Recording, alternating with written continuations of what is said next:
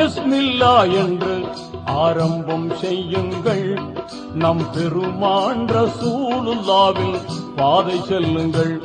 நம் பெருமான் ரசூலுல்லாவின் பாதை செல்லுங்கள். அருளாளனும் அல்லாதான், அன்பாளனும் அல்லாதான், அருளாளனும் அல்லாதான், அன்பாளனும் அல்லாதான். திருநாமம் ஓதிடுவோமே, தீமை நீங்குமே, பொல்லா தீமை நீங்குமே.